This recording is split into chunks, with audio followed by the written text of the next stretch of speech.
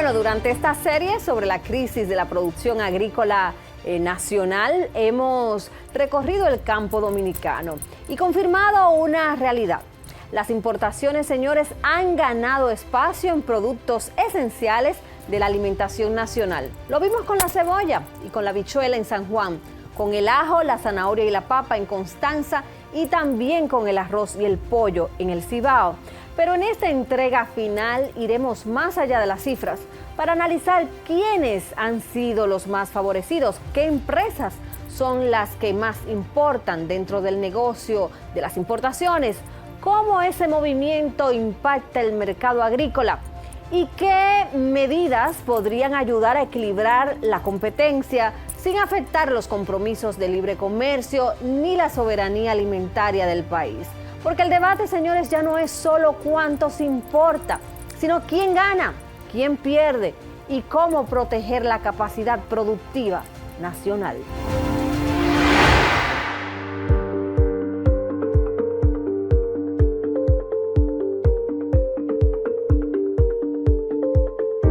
Durante esta serie de investigación recorrimos los principales polos agrícolas de República Dominicana y encontramos una tendencia que se repitió de norte a sur. Mientras las importaciones aumentan, la producción nacional denuncia una pérdida progresiva de espacio en el mercado. Con datos que solicitamos en el Ministerio de Agricultura, la Dirección General de Aduanas y la Oficina Nacional de Estadísticas, pudimos documentar el crecimiento sostenido de las importaciones en algunos de los principales rubros de la dieta dominicana, demostrando cómo las importaciones de cebolla pasaron de unas 12.000 toneladas en el año 2019 a más de 35.000 toneladas en el año 2025, mientras las de habichuelas crecieron de cerca de 38.000 a 79.000 toneladas, más del doble en apenas 6 años. Las importaciones de ajo aumentaron 82% al pasar de 8.171 toneladas a 14.773 toneladas métricas, mientras la superficie sembrada cayó desde entre 16.000 y 20.000 tareas hasta apenas 1.200 tareas, según los productores. En ese mismo periodo, las importaciones de papa crecieron 104%, al pasar de 37.495 a más de 76.600 toneladas. Y las de zanahoria aumentaron 39%, alcanzando en 2025 sus niveles más altos de los últimos años. Las importaciones de arroz crecieron 35% en volumen y 114% en valor, registrando en 2024 más de 213.000 toneladas métricas importadas y compras superiores a los 152 millones de dólares. A esto se suma que las importaciones de carne de pollo aumentaron 36% durante el primer trimestre del año 2026 respecto al mismo periodo del año anterior. Independientemente a las estadísticas, los productores mismos de cada rubro y en diferentes comunidades coincidieron en que las importaciones se han desbordado. La situación es que se traen importaciones en el mismo momento de la cosecha. Y entonces lo que nos tiene a nosotros jodido las importaciones. Ahora mismo está todo sobrevaluado. Mira, esta papa era para venderse a 1.500 el saquito, a 500 pesos el saquito de papa verde. En diciembre trajeron un excedente de zanahoria que duró enero y febrero completico. Entonces, ¿qué pasa? Al durar esos 2 meses de zanahoria importada en los supermercados, la de aquí estaban ahí en la tierra esperando. Entonces, en eso viene la lluvia de abril. Eso hizo que se dañaran toda la zanahoria que ya tenía tanto tiempo esperando su venta. Es que el problema ahora de aquí, de la importación de este presidente, está importando todo para acá, ¿entiendes? Cuando ya viene a entrar la cosecha, ya los almacenes están llenos. Entonces ahí viene lo de la factoría porque están en exceso de arroz. Entonces ahí no tienen salida. Las grandes importaciones lo único que han hecho es traer miseria, llevar a los productores a la quiebra. Estando nosotros en plena recolección, pues estaban los almacenes llenos de cebolla importada y los mercados también. Porque lo que deja dinero y lo que financia campaña son los importadores, nosotros no. Pero detrás de cada una de estas cifras surge una pregunta que va más allá de cuánto se importa. ¿Quiénes reciben los permisos para importar? ¿Quién decide esa distribución y qué consecuencias tiene ese modelo para la producción nacional y la seguridad alimentaria en la República Dominicana? Para comenzar, hay que decir que existe una estructura legal que determina quién puede importar, cuánto puede importar y bajo cuáles condiciones. Y precisamente es ahí donde comienza una de las discusiones más sensibles alrededor de este tema. ¿Está funcionando el sistema diseñado para equilibrar la producción nacional con las necesidades de abastecimiento del mercado? ¿O estamos frente a un modelo que termina favoreciendo siempre a los mismos actores? El decreto 553/22 establece que las importaciones agropecuarias sujetas a contingentes deben ser administradas por la Comisión para la Importación Agropecuaria, un organismo presidido por el Ministerio de Agricultura e integrado además por otras entidades. Efectivamente, existe la Comisión para las Importaciones Agropecuarias que preside el Ministerio de Agricultura y se hace acompañar por otras instituciones como el Ministerio de Industria y Comercio, la Dirección General de Aduanas, entre otras, que actúa en base a reglamentos como el 553/22 y el 319 del 22 también, que establece el registro para importadores.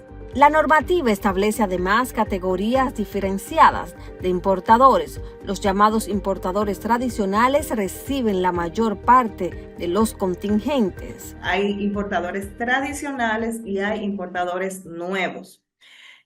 También dentro de esas categorías están los que son procesadores, detallistas y distribuidores, que también tienen porcentajes establecidos para ser parte de esos contingentes. En el caso de solamente del ajo, la distribución entre importadores nuevos e importadores tradicionales se hace un 50-50.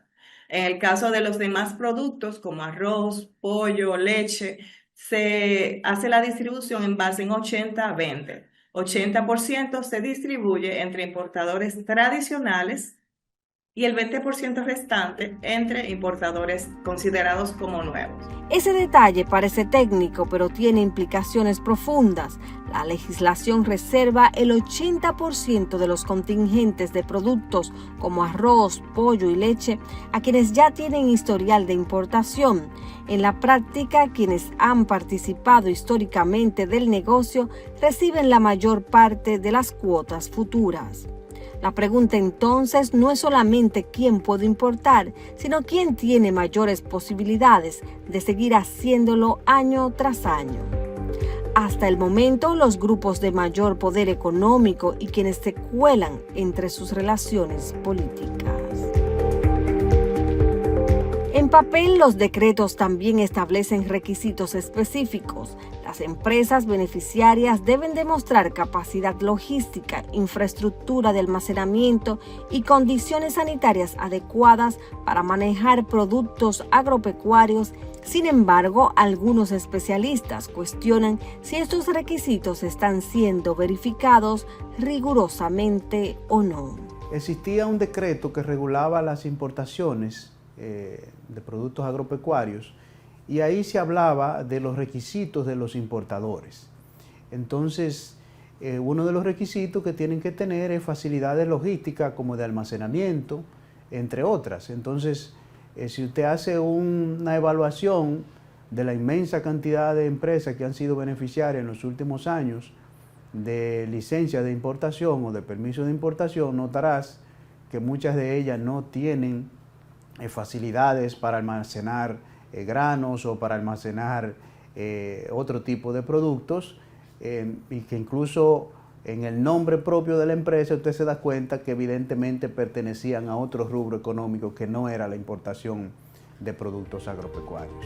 En las listas públicas de asignaciones de contingentes no aparecen direcciones ni teléfonos de los beneficiarios, lo que dificulta verificar desde fuera del Estado, por ejemplo, a nosotros como periodistas, si quienes fueron beneficiarios de esos contingentes cuentan con la infraestructura requerida.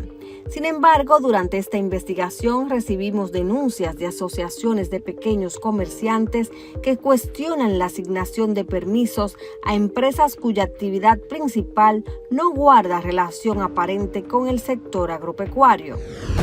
Uno de los casos es el de Aeroelectrohans. Una comunicación enviada por ellos al Ministerio de Agricultura en enero del año 2026 solicita autorización para que esta compañía importe 1.232 quintales de ajo fresco procedente de China. Al revisar en la Oficina Nacional de la Propiedad Industrial ONAPI, encontramos que la actividad registrada de la empresa está vinculada a las instalaciones de sistemas eléctricos, venta de materiales y equipos electrónicos, una actividad muy distinta a la importación y manejo de productos agrícolas. Otro caso aparece en las asignaciones de arroz semiblanqueado. Productores consultados expresan preocupación por la aparición de numerosos importadores nuevos en un mercado ya acaparado por las importaciones. Intentando verificar esto, nos dimos cuenta que había importadores que están en las asignaciones del año 2022 en adelante y no aparecían en la lista, por ejemplo, del año 2021. Tal es el caso de Cristóbal Lorenzo, beneficiado con asignaciones de arroz en el año 2022 y 2024 con unas 22 toneladas. Al rastrear su nombre y cédula en Internet, nos lleva a un documento de evaluación de desempeño del Ministerio de Obras Públicas del año 2021, donde aparece como supervisor general de mayordomía.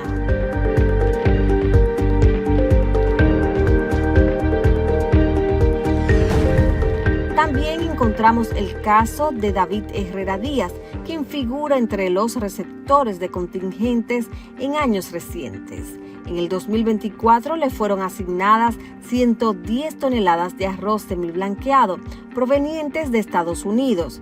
Este nombre tampoco aparece con importación asignada en el año 2021 y es en el 2022 cuando comienza a aparecer con 66 toneladas asignadas. Al buscar su nombre y cédula en Internet, aparece en una noticia del año 2013 como miembro del Comité Ejecutivo Nacional CEN del Partido Revolucionario Dominicano y luego en febrero del año 2025 fue designado por el presidente Luis Abinader como director del Instituto de Estabilización de Precios INESPRE. Sin embargo, los ejemplos encontrados plantean una interrogante legítima. ¿Cómo verifica el Estado que los beneficiarios cumplen efectivamente las condiciones técnicas, sanitarias y logísticas exigidas por la normativa y que no se beneficia simplemente a los importadores por sus relaciones como funcionarios, empleados públicos y amigos del partido de gobierno? Usted va a importar carne de pollo o va a importar granos como arroz, habichuela, usted tiene que tener almacenes. Y almacenes con condiciones que pueda controlar la humedad relativa, que pueda controlar la temperatura, ciertas certificaciones sanitarias para el manejo de ese tipo de productos alimenticios. De manera que hay una serie de requisitos que si se investiga a fondo va a encontrar decenas de empresas que no cumplen con eso. Y de personas físicas también que recibieron permiso de importación que no tienen ninguna de esas facilidades. Y ciertamente al revisar la lista de importaciones nos encontramos con varias personas físicas con pequeñas asignaciones de entre 20 y 40 toneladas de diferentes rubros y que desde el Ministerio de Agricultura dicho documento nos fue entregado con información tachada, protegiendo ¿qué? No sabemos. Pero sin esa información tachada, así, sin dudas, es más difícil investigar y llegar a estos importadores. Mientras las importaciones han crecido en prácticamente todos los rubros investigados, productores de distintas regiones denunciaron reducción de rentabilidad, dificultades para comercializar sus cosechas y disminución de áreas sembradas. Algunos expertos técnicos sostienen que los contingentes cumplieron una función esencial, garantizar el abastecimiento cuando la producción nacional resultaba insuficiente. Cualquier importación que se haga fuera de esos volúmenes paga un arancel adicional que es el arancel regular, que es superior al que se da al volumen dentro del contingente. O sea, los volúmenes en contingente de la rectificación técnica tienen un arancel que se considera preferencial, es reducido. Ya cuando se hace una importación fuera de ese contingente, pues el arancel es superior. Es decir, el sistema ha buscado equilibrar dos objetivos que no siempre son fáciles de conciliar: garantizar alimentos para la población y proteger la producción nacional. Pero el elemento que aparece de forma recurrente en las entrevistas realizadas para esta investigación es la transparencia. Hasta 2020, gran parte de los permisos de importación eran asignados mediante mecanismos de subasta administrados por la Bolsa Agroempresarial. Posteriormente, ese esquema cambió. Que entren no es cuestionable, el asunto es que la forma de asignación. La forma de asignación desde 2021 ha sido a dedo. Es decir, a dedo es que el ministro de Agricultura de turno puede decidir a quién le entregaba una licencia de importación, un permiso de importación, libremente, sin hacer ningún análisis de la producción, sin investigar si verdaderamente esa persona o esa empresa tenía experiencia o tenía los requerimientos técnicos específicos para poder dedicarse a eso. Anteriormente se hacía de que todos estos permisos de importación eran subastados en la Bolsa Agropecuaria que administraba la Junta Agroempresarial Dominicana. Entonces, bajo ese sistema, primero se identificaban los posibles déficits de productos, se reunía el sector involucrado, ya sea de la papa, de la habichuela, de la cebolla, del ajo, o de la carne de pollo, o del arroz, de cualquier rubro que se tratase. Entonces se ponían de acuerdo en una mesa redonda cuál producto iban a traer, qué cantidad iban a traer, cuándo iba a entrar ese producto a la República Dominicana, y todo esto bien planificado se traducía en certidumbre para productores, para importadores, para el comercio en sentido general, pero también para los consumidores, porque los productos no subían de precios abruptamente. Entonces, ese sistema transparente, democrático, en el que cualquier persona podía participar, cualquier empresa podía participar, cualquier ciudadano podía ir a ver la subasta para saber quién se ganó un lote y de qué se lo ganó, hoy día y en los últimos 6 años no ha ocurrido así. Y por eso es que existen estas grandes problemáticas que tenemos hoy día en el sector agropecuario. Para Marte, el problema no es la importación en sí misma. El cuestionamiento se centra en la forma en que se distribuyen las autorizaciones y en el nivel de transparencia del proceso. Sin embargo, desde la óptica técnica, el marco regulatorio vigente contempla mecanismos institucionales de supervisión, pero hay que ejecutarlos. El seguimiento y la medición de cómo se ha estado implementando las medidas de los decretos 319 y 553-22, o sea, qué tan efectivo ha sido para garantizar que las importaciones no excedan la capacidad del mercado nacional. Eso sería un mecanismo que se pudiera utilizar, o sea, más seguimiento más medición y hace evaluación en un tiempo específico. Y ahí aparece quizás el verdadero desafío, no solamente establecer reglas, sino medir permanentemente si esas reglas cumplieron o están cumpliendo las actuales, el objetivo para el que fueron creadas. Porque cuando las importaciones crecen más rápido que la capacidad productiva nacional, el debate deja de ser únicamente económico y comienza a tocar aspectos estratégicos para cualquier nación. Ese es un riesgo inmenso porque estamos poniendo en manos de terceros la alimentación del pueblo dominicano. Hay un concepto muy discutido en países en desarrollo que se llama food mileage. Esto quiere decir la distancia a la que está la comida del pueblo.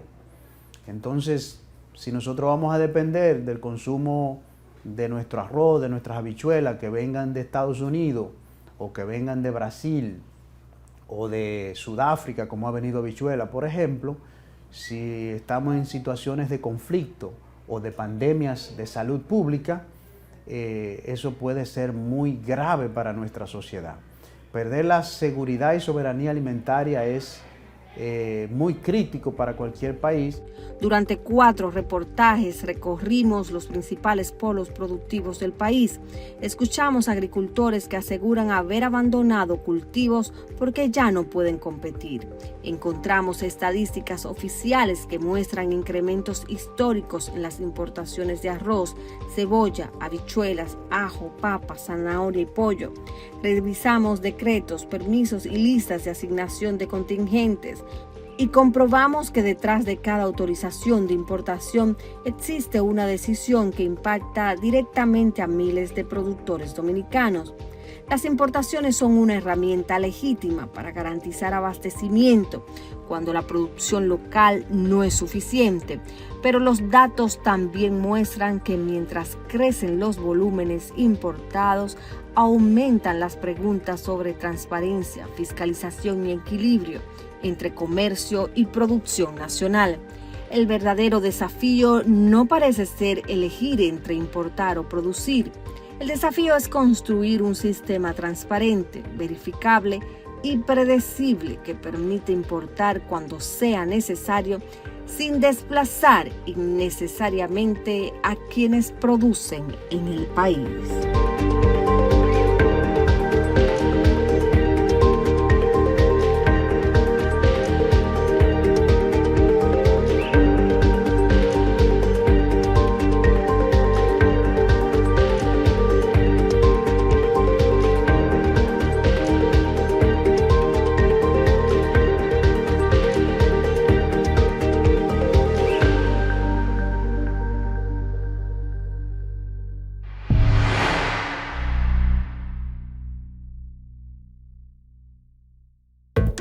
Para denuncias o hacer contacto con nosotros, escríbenos a todalaverdadvtv32@gmail.com.